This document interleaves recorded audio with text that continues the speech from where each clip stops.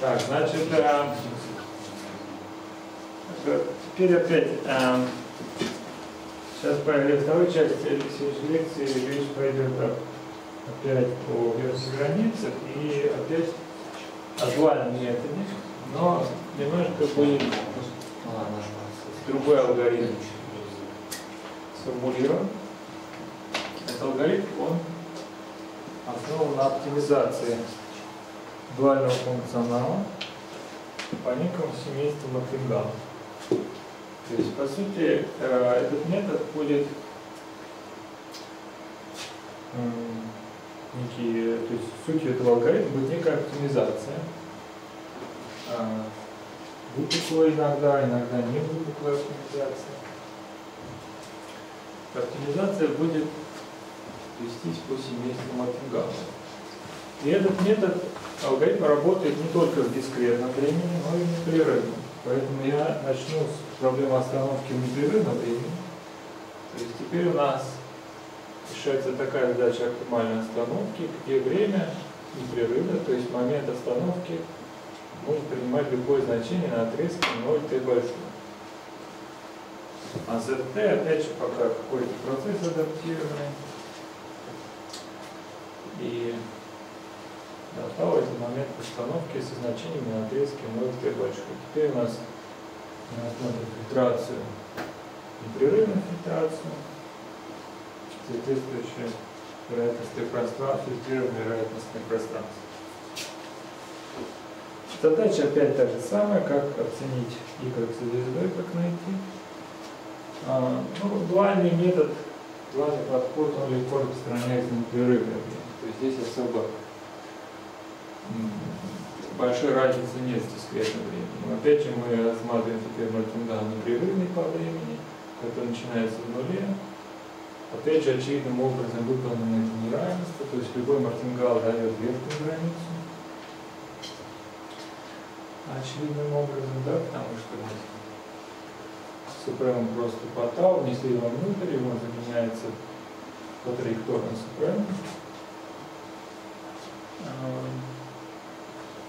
И это дает, значит, верхнюю границу для y со звездой. На самом деле можно показать, что существует Монте-Карло, которые ведут к равенству. Точнее, можно на самом деле дуальное представление, это вот такое представление. Да? В дискретном случае это не упомяну. Вообще дуальное представление называется такое представление, где стоит инфиум, минимум по всем Монте-Карло, адаптированным, с которым нуле начинается, от ожидания от супернова. То есть вот это представление такое. На самом деле это представление, этот супрем, инфимум достигается на вполне конкретных Монте-Карло. И он достигается в непрерывном случае опять же на Монте-Карло дуба. То есть, если мы опять рассмотрим Монте-Карло дуба, который получается из дуба разложения дуба мира, теперь уже непрерывный случай, где процесс оболочка Снелла теперь определяется таким образом. Процесс оболочка Снелла, это значит, опять же, соответствует задаче оптимальной остановки, начиная с момента времени t маленького. Если мы не остановим до момента t маленького, то вот этот процесс определяет момент остановки, начиная с t маленького. Это опять же супер Монте-Карло можно показать. Это уже я расформулирую как задачку. Очень простая задачка. Показывает, насколько человек разбирается в стохастике. Значит, показать, что это супер Монте-Карло, это супер Монте-Карло, это супер Монте-Карло, верно, вот это неравенство. Вот это разложение дуба Миера. То есть разложение дуба Миера, весь процесс АТ опять это возрастающий процесс, который в нуле начинается, а М это Монте-Карло. И этот Монте-Карло решает задачу оптимальной остановки в дуальном представлении. То есть он как раз является решением вот этой задачи. То есть на нем достигается вот здесь минимум. Как раз на этом Монте-Карло со звездой. Опять же, это можно также показать в дискретном случае, так же как в дискретном, так же непрерывном. На самом деле существует много мартингалов, которые решают эту задачу, он не единственный. Есть недавно вышедшая работа, где показано, что на самом деле вот мартингалы, которые решают эту задачу, они, грубо говоря, их множество бесконечно. Но из них есть некоторые мартингалы хорошие, а некоторые не очень хорошие. Сейчас объясню, что значит хорошие. Хороший мартингал – это вот мартингал, который решает эту задачу почти наверное. То есть, опять же, вот мартингал Дубомера, он решает эту задачу в смысле почти наверное. То есть это не равенство, верно, не только среднее, но и почти наверное. Это намного более сильное утверждение, чем среднее. И на самом деле число таких мартингалов тоже бесконечно. Даже тех, которые решают задачи почти наверное, их тоже бесконечно много, и все это хорошие мартингалы. И, как я сказал, для нас, для метода Монте-Карло, именно эти мартингалы интересны, потому что они ведут к нулевой дисперсии вот этого процесса максимума по траекторного, и поэтому для метода Монте-Карло это очень важно, потому что мы получим тогда меньшую дисперсию, и таким образом алгоритм Монте-Карло будет сходиться быстрее. Теперь вопрос в следующем. Как отделить хорошие мартингалы от плохих? То есть как взять мартингалы, грубо говоря, последний алгоритм, который отделяет хорошие мартингалы, обладающие вот этим свойством, мартингалом, которые этим свойством не обладают, но в то же время решают эту задачу. Можно предложить такой критерий, что решать вместо исходной задачи вот такую задачу. Минимизировать по всем мартингалам не только мат ожидания, но прибавить еще некоторый член пенализации, который пенализирует дисперсию вот этого процесса супрема. Тогда, если процесс супрема имеет дисперсию 0, то этот член будет 0. Таким образом, пенализации не будет. То есть вот эту задачу будут решать все мартингалы, которые имеют дисперсию 0. Но те мартингалы, которые не имеют дисперсию 0, они будут как бы отброшены, да? Если мы рассмотрим такую задачу вместо исходной.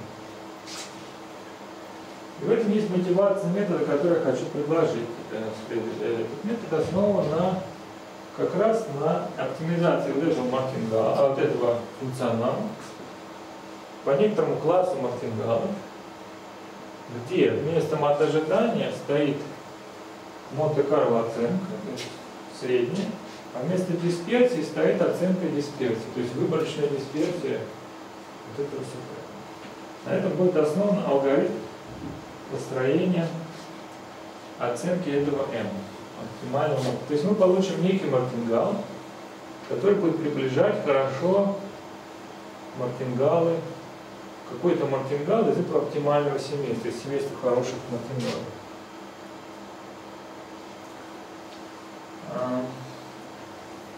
Ну, если мы просто рассмотрим, допустим, оценку, пока рассмотрим задачу, где у нас нет пенализации, то как мы можем, в принципе, могли бы решить вот эту задачу без пенализации, да, когда ее нет?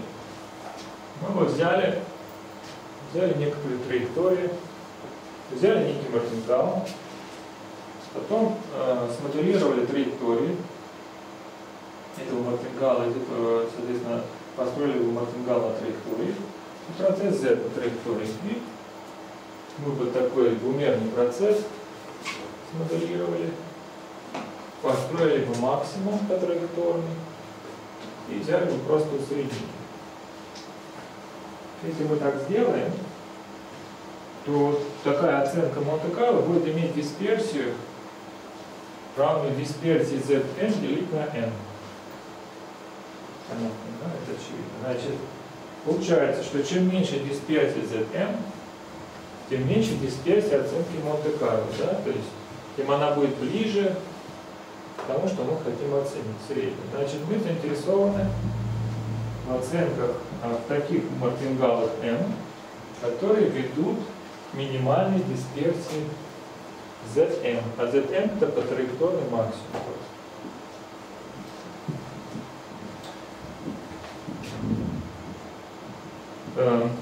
Хорошо, значит, это еще одна мотивация для рассмотрения вот такой задачи, где мы теперь пенализируем дисперсию. Да? Дисперсию пенализируем. Дисперсию мы не знаем, поэтому мы ее заменяем на эмпирическую, на выборочную дисперсию, да? По траектории.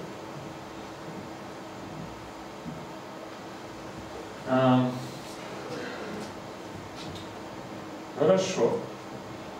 Если мы теперь рассмотрим такую задачу, то естественный вопрос стоит в том, во-первых, как выбирать семейство мартингалов здесь. То есть мы, конечно, не можем оптимизировать по всем мартингалам, которые адаптированы. Мартингал — это очень большое множество. Значит, мы выбираем некое поменьше множество, мы должны взять некое подмножество. Первый вопрос, как выбирать подмножество. Второй вопрос стоит в том, как выбирать число траекторий n. Да?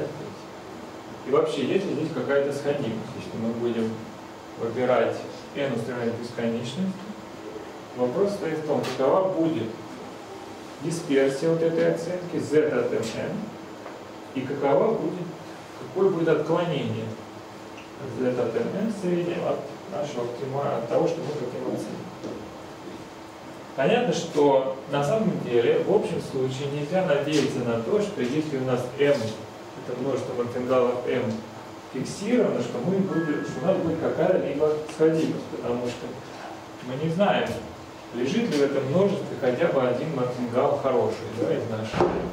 Это мы, в принципе, теоретически ясно, что мы должны это множество расширять тоже вместе с n. Если как бы, грубо говоря, должны рассматривать множество, которое все больше и больше становится. Хорошо. Я начну с того, что определю некое семейство множеств мартингалов. То есть я определю некое семейство мартингалов. Значит, это семейство мартингалов, оно у меня параметризовано неким семейством функций с некого метрического пространства. Важной характеристикой таких семейств мартингалов является модуль непрерывности. Что такое модуль непрерывности этого семейства? Это вот квадратичная вариация мартингала разницы и деленная на метрику, расстояние между ψ и φ. И это берется по всевозможным функциям ψ и φ нашего множества. Что такое квадратичная вариация, это мы все знаем. Это из разложения дуба Мэйера, тут возрастающий процесс. Да? Нет, тут ни к чему не. Просто квадратичное отклонение, квадратичная вариация, она определяется просто как всевозможные разбиения. Да?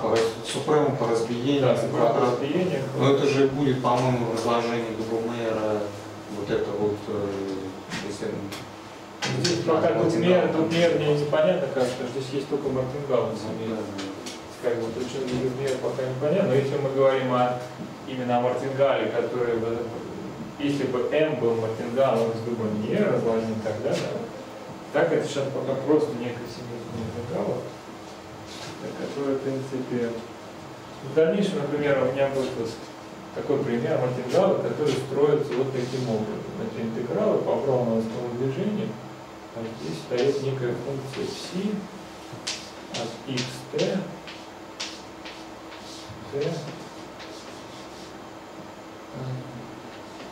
пусть здесь стоит пока простейший такой процесс, где эта функция, она будет, и такой процесс будет мартингалом. Почему он может быть, если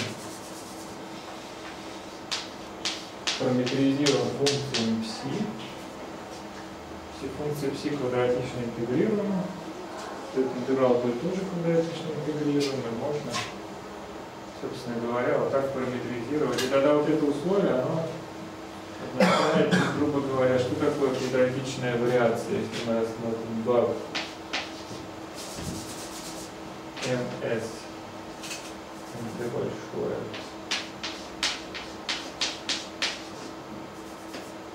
И что такое будет квадратичная вариация? Это будет не что иное, как интеграл, то есть да, ψ квадрат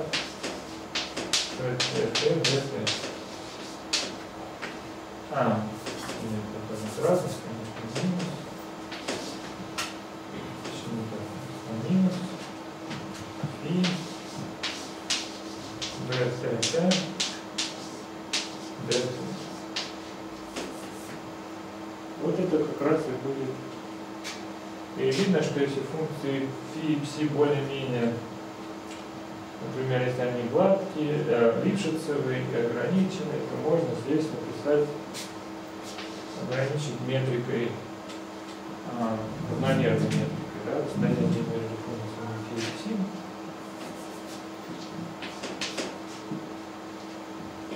В других случаях, к сожалению, L2 метрика здесь не будет работать, потому что это случайные величины, а эта метрика предполагается здесь детерминированной.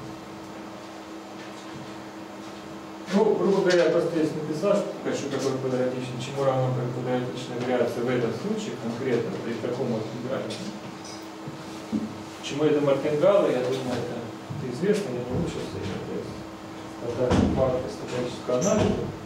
При функции ψ квадратично интегрирована, то это будет квадратично интегрирован мартингал. И верно, вот это неравенство, это просто, да, это легко выводит из определения. Хорошо, значит, допустим, у нас есть такое семейство мартингалов, параметризованное каким-то классом функций. Что мы можем сделать? Мы можем взять это семейство теперь. Да. Какие наши предположения? Мы предполагаем, что это семейство достаточно богатое, так что в нем есть хотя бы один мартингал, который хороший. То есть, грубо говоря, существует одна функция ψ со звездой, точнее, существует подмножество ψ со звездой, но она может состоять из одной функции, которая содержит хотя бы одну функцию, соответствующую мартингалу со свойством почти наверное. Таких мартингалов, на самом деле, много. Ну, вот, например, хотя бы один там есть. Если мы теперь будем строить последовательность, на самом деле это множество, которое вот это множество, содержащее вот это ψ, да, и вот это множество, оно может быть еще очень большим, да, оно может быть еще большим, таким, что оптимизация по нему непосредственно может быть трудной. Да, значит, что сделать? Мы можем аппроксимировать это множество ψ последовательностью вложенных множеств, которые разрастаются, грубо говоря. Мы рассматриваем множество функций, которые становятся все больше и больше, а значит и мартингалом, соответственно, все больше и больше. Но так, что функцию ψ со звездой, хотя бы одну функцию, которая у нас есть функция, имеющая свойство почти наверное, можно в этой метрике приблизить проекциями этой функции, то есть p, ψ, это элемент с ψ. Грубо говоря, мы приближаем функцию ψ некими функциями из этих вложенных множеств. Да?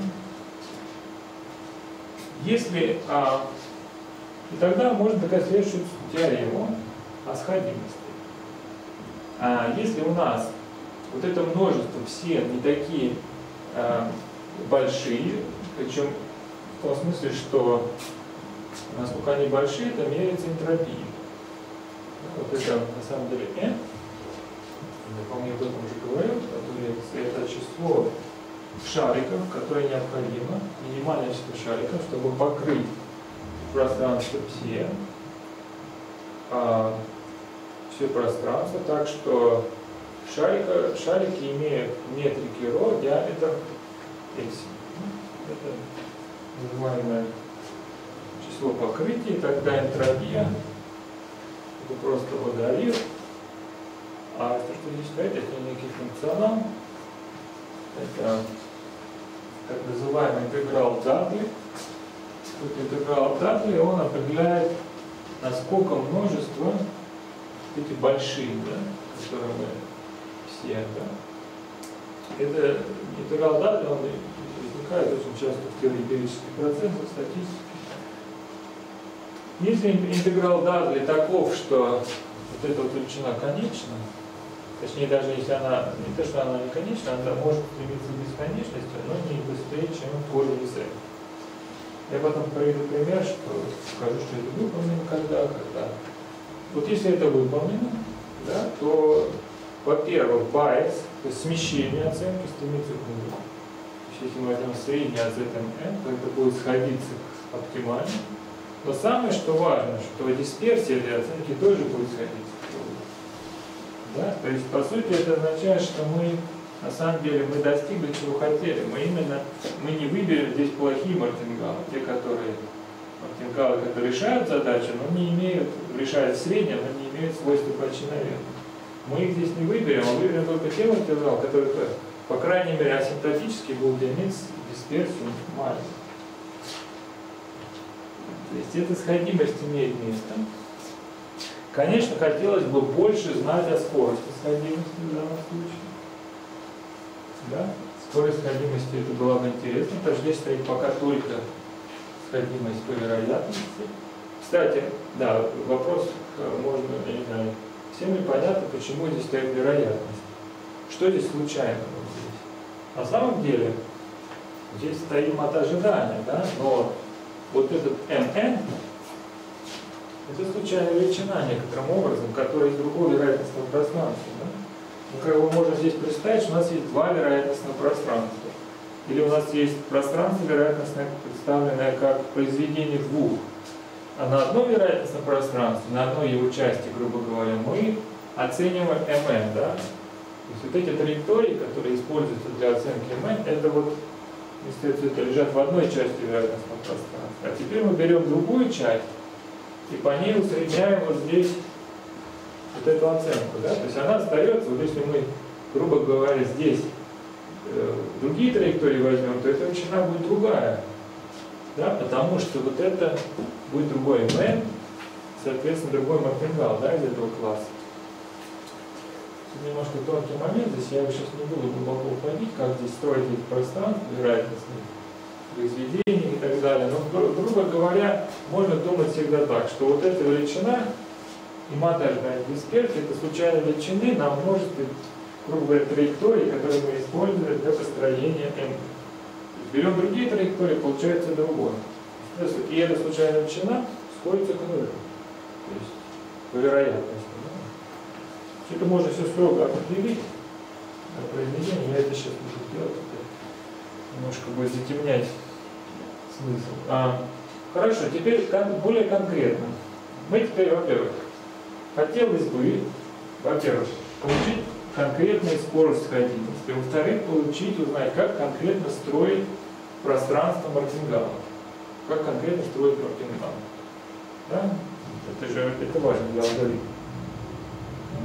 Ну вот рассмотрим такую ситуацию, где процесс ZT имеет такую марковскую структуру. Функция G, T и XT это диффузионный процесс. D-мер. Да? Причем сигма может быть и выраженной матрицы, да? То есть может быть всего m броунских движений здесь. Размер из матрицы сигма будет d на m. Не обязательно, что это полный ранг имеет матрица сигма. Тогда что мы знаем? Мы знаем, что мартингал, любой квадратично интегрированный мартингал по отношению к сигма-алгебре, порожденный процессом xt, точнее порожденный процессом vt, лучше сказать, броунское движение, то есть если мы рассмотрим сигма-алгебру, порожденную броунским движением, то тогда любой мартингал, квадратично интегрируемый, будет представлен в таком виде. Это будет интеграл по броунскому движению, где процесс HS это некий интегрируемый процесс, вектор процесса. Да, M это здесь число броунских движений. По сути, это надо записать, конечно, как в векторной форме. Если записать, то это будет сумма сигма и g, vg. Это нет смысла это записывать, но понятно, что это да. И здесь стоит просто скалярное соединение, да? HS, ДВ. А HS это еще что такое? Это квадратично интегрируемый векторный процесс. Не могу записать, что значит.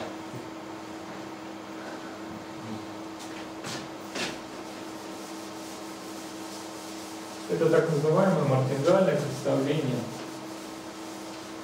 Тоже одна из основных теорем стохастического анализа. Это мартингальное представление.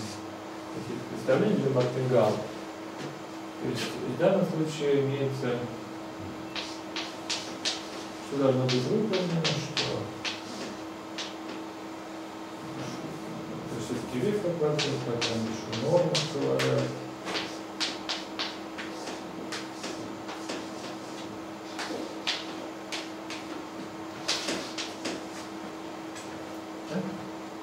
Здесь вот это конечное, это процесс квадратично интегрированный. И если у нас Монте-Карло тоже квадратично интегрированный,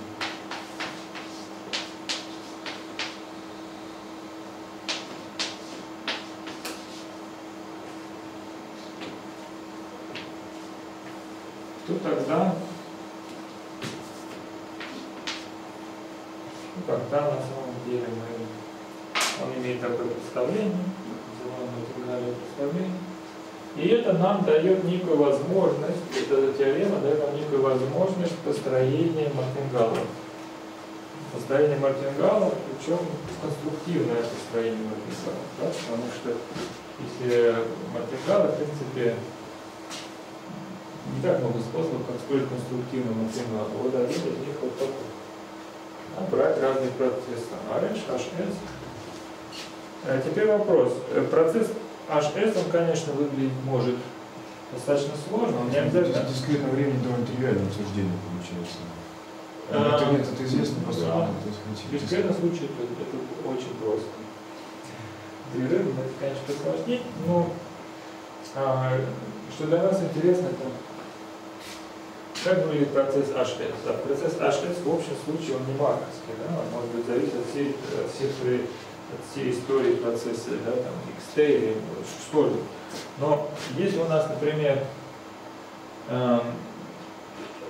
при некоторых условиях, на самом деле, если у нас то есть мы рассмотрим класс Монте-Карло сейчас, такой, где процесс HS зависит только от x точки S, то есть это марковская структура. Мы рассмотрим такой марковский случай вот таких процессов. Да?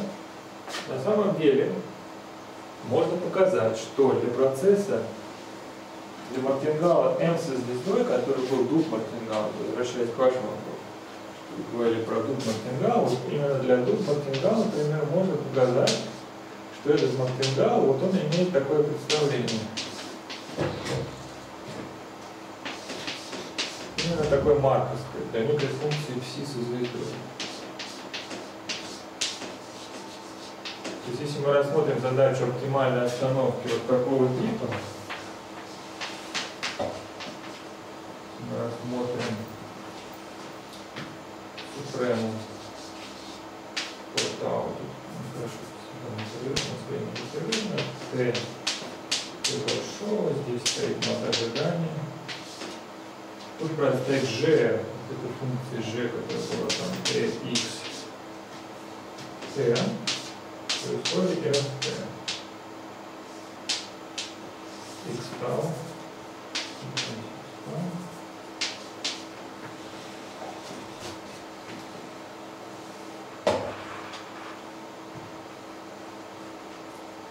Есть у нас теперь еще ft, как бы порождена, совпадает с естественной сигма-азбукой, порожденной процессом x самим. Грубо говоря, у нас при переходе от процесса броунского движения к процессу x не теряется информация. Да? Это значит, что, грубо говоря, в той системе m равно d, то тогда можно записать это даже, вот здесь написать ft как просто xt. Да? И вот тогда, если мы этот процесс для него рассмотрим изложение дуба Миллера, то Монте-Карло m со звездой будет иметь вот такое представление для некоторой функции psi. То есть вот это представление, например, верно для такого типа, для оптимального Монте-Карло дуба Миллера. Для других Монте-Карло тоже может быть верно, но вот эта функция, она не всегда марковская, да? Она может еще зависеть от. Хорошо. Значит, если мы теперь рассмотрим такой класс Монте-Карло, параметризированным функциями psi, такими, что psi квадратично интегрируемы, то мы можем, в принципе, тогда посмотреть на модуль непрерывности. Модуль непрерывности можно оценить вот метрики равномерных. Да? То есть если мы дополнительно предположим, что функции psi не только L2, они еще непрерывные, допустим, да? Ограниченные, равномерно непрерывные, допустим, на RT, ограниченные, тогда мы можем рассмотреть и метрику тоже равномерно. И вот именно в равномерной метрике мы можем получить какую нужную оценку для модуля непрерывности. Получается, что модуль непрерывности тогда будет ограничен просто вот это число корень из t большого. К сожалению, L2 метрика здесь, как я уже сказал, не работает, потому что она случайна. Мы не можем избавиться от случайности в процессе X. Мы будем L2 метрику, да? То есть непрерывная метрика работает. Значит, это условие будет выполнено. И как мы будем строить вот эти аппроксимирующие пространства? Ну вот мы можем попробовать взять линейную комбинацию некоторых базисных функций. То есть мы фиксируем базисные функции и берем линейное пространство, наделанное на эти базисные функции. Если мы возьмем как k базисных функций, мы получим некое линейное пространство. Потом мы можем взять линейное пространство, рассмотреть, и k устремляем бесконечность. То есть все больше и больше расширяет пространство. И мы можем рассмотреть вот такой построить мартингал MN. Это решение оптимизационной задачи. Да? Где мы оптимизируем по множеству из этого множества мартингалов, которые параметризируются функциями нашего линейного пространства. Да? И где число базисных функций тоже зависит от n и будет стремиться к бесконечности. Вот это вот как бы то, что мы можем реально сделать. Да? Опять же до какого-то n. Что касается этой задачи оптимизационной, то что про нее можно сказать? Вот если бы не было вот этого члена, она была бы выпуклая. Да? Почему она выпуклая? Потому что тут у нас стоит супремум. Сейчас поясню, почему это выпуклая задача оптимизационная будет. Написано, что будет лучше. Потому что у меня есть. Сейчас лучше напишу тогда еще раз просто.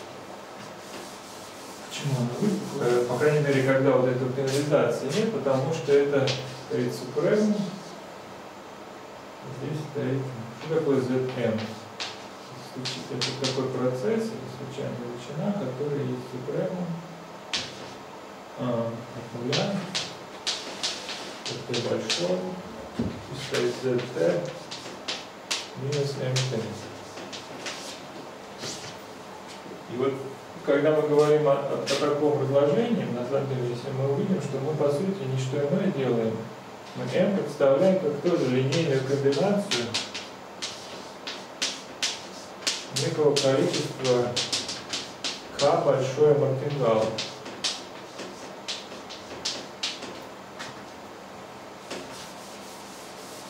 Где каждый мартингал соответствует вот этой базисной функции, да, какой-то и K. То есть, я вот напишу тогда, как что бета здесь, бета. И мы оптимизируем, на самом деле, вот этот функционал по, берем линейно, подставляем сюда, по коэффициенту. Эта задача выпуклая задача оптимизации. Если мы добавляем вот этот член канализации, то она перестает быть выпуклой в общем случае, но если у нас вот эти константы маленькие, мы предполагаем, что вот это будет стремиться к нулю, то тогда эта задача она будет приближаться к выпуклой, ее можно хорошо сделать выпуклой.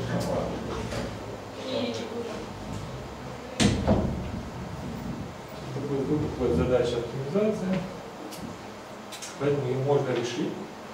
В принципе. А что такое К маленькое? К маленькое? Да, как? Это некий параметр, я его потом поясню. То есть это некий параметр, который То есть там стояла просто лямбда когда-то, да? Здесь сейчас теперь стоит капа. Здесь смущает даже вот что шик 2. Да, и, ну, он будет виден, его значение будет видно из теоремы. Надеюсь, его здесь не...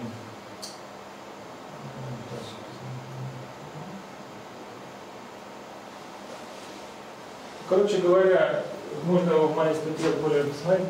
На самом деле капа, он будет фиксирован, но можно его сделать с полигоном маленьким. Лямбда становится вообще к полигону. И от капа зависит, грубо говоря, насколько быстро эта дисперсия будет сходиться к нулю. На самом деле я здесь тут показана скорость исходимости. Вначале я хотел бы еще сказать несколько слов о условии энтропии. На энтропию, почему она выполнена. Например, в случае линейных подпространств, да, например, функций каких-то тригонометрических линейных подпространств, основанных на тригонометрических базовых функциях или полиномах, можно показать, что энтропия ведет себя вот таким образом. То есть она логарифмически выписана. Поэтому те условия энтропии легко проверить. Они все будут выполнены интегралы, будут существовать и так далее. И что можно сказать в этом случае про ошибку, про дисперсию, про отклонение, что они вот ограничены, можно их ограничить некой последовательностью АН, которая стремится к нулю. И она на самом деле пропорциональна расстоянию между нашим расстоянию от нашего класса, который мы рассматриваем Си-Тильда-Камен. Это класс, грубо говоря, линейное пространство, то есть расстояние от этого линейного пространства до функции пси со звездой. Пси со звездой это некая функция. То есть, на самом деле это означает, что мы, грубо говоря, можем взять какую-то функцию пси со звездой, любую из класса хороших функций, которые ведут к Монте-Карло с свойством почти наверное, и взять любую наилучшую функцию из нашего пространства. Если это стремится к нулю, тогда, соответственно, с такой же скоростью или пропорционально этому будет стремиться к нулю. И дисперсия, и отклонение нашей оценки. То есть, по сути, все определяется, насколько это пространство хорошо приближает, вот элементы этого пространства хорошо приближают какую-то функцию пси со звездой, которая, ну вот, например, в случае с дугом Монте-Карло, мы знаем, что у нее есть написательное представление, есть такое. То есть для дуга Монте-Карло есть такое представление.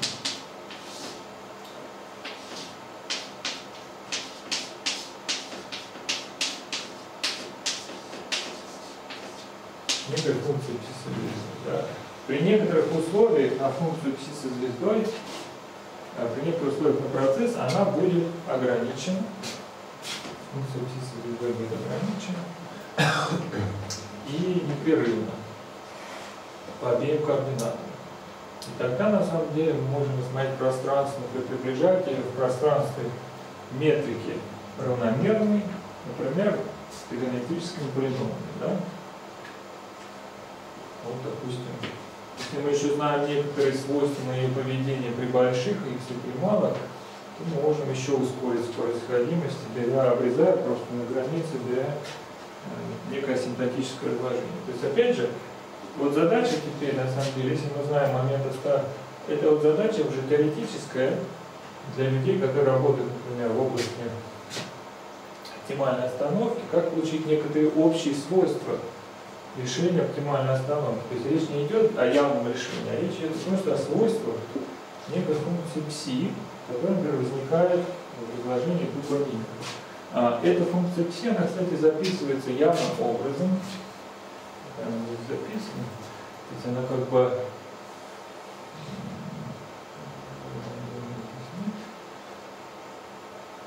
но я ее запишу, она на самом деле связана пропорционально производной процесса Снелла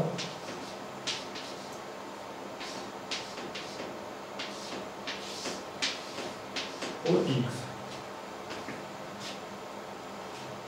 То есть если процесс Снелла, процесс Снелла, что значит от x, значит, что если мы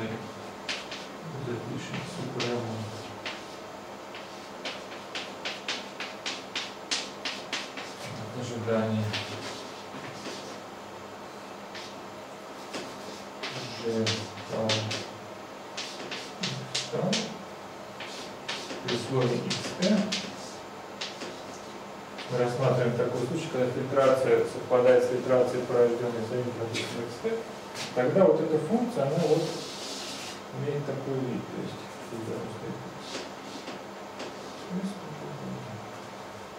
а если по сути, если мы знаем некоторые общие свойства процесса Снелла, точнее решения процесса задач оптимальной остановки, например, если мы знаем о его гладкости, некоторые свойства гладкости, свойства его равномерной ограниченности, тогда мы можем, соответственно, здесь подбирать функции, соответственно, под пространство для аппроксимации. Хорошо. Значит, это, в общем, я не знаю, думаю, что почти все, потому что дальше я здесь, не знаю, стоит ли повторять, это вопрос, может быть, я коротко расскажу о сравнении этого метода с методом Андерсона-Броди, который я рассказывал до этого. Да? Что здесь я имею в виду, говоря о сравнении? Ну вот если мы имеем задачу дискретно, да, то мы можем применить метод Андерсона-Броди. Если мы задача непрерывная, то мы не можем напрямую Андерсона-Броди метод применить. Да? Почему? Потому что Андерсон-Броди метод основан, как я его представлял, только для дискретного времени. Да? Мы должны обязательно в этом методе мы всегда что делаем? Мы берем траектории,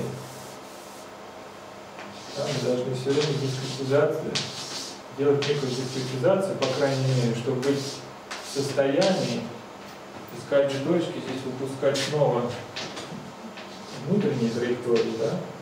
То есть мы это не можем делать бесконечное количество раз, да? На каждой точке траектории. То есть мы должны каким-то образом дискретизировать сначала. И можно показать, что на самом деле сложность этого алгоритма, она просто возрастает.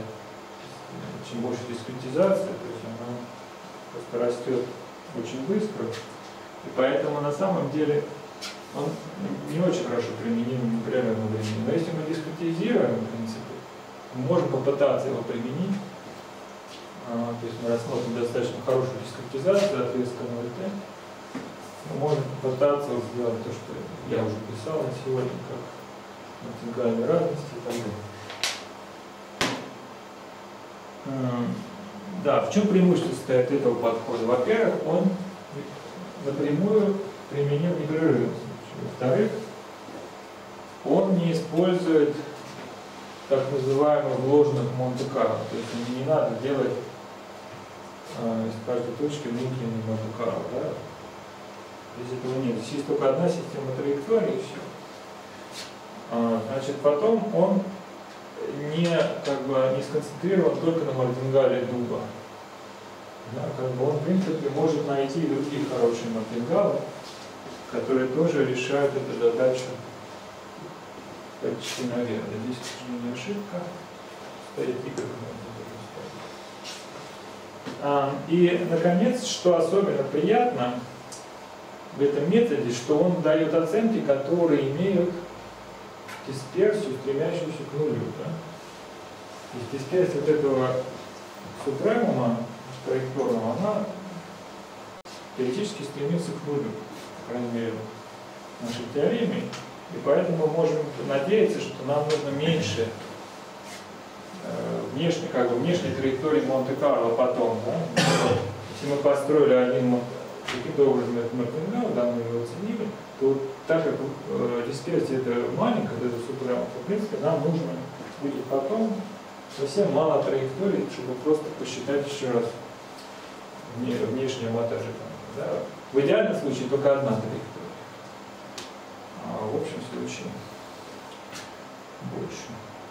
Я думаю, что на этом закончу. Дальше идет примерники чисто, я сейчас не буду. Если есть вопросы, то можете задать. В принципе, значит, что будет? Будет выложено некоторое количество задач на сайте, да? И я не знаю, сколько там, 10 будет задач, примерно так. Они будут разного уровня, некоторые будут более сложные, менее сложные. И тогда, если кто хочет получить что-то, он может попробовать их порешать, и тогда может я думаю, что почтовый ящик. Да, почтовый ящик. это может как считать как зачет, экзамен, я не знаю, в общем, это будет видно. То есть, на самом деле, я думаю, что я буду в середине декабря, и до этого времени будет решено.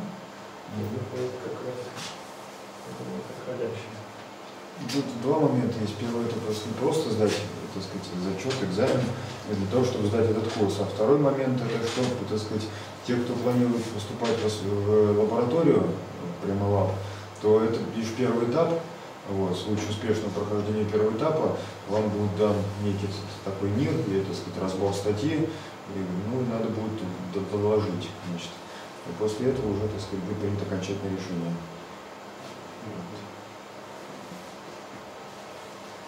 Наверное, могу выключать. Да, спасибо. Давайте поблагодарим опять.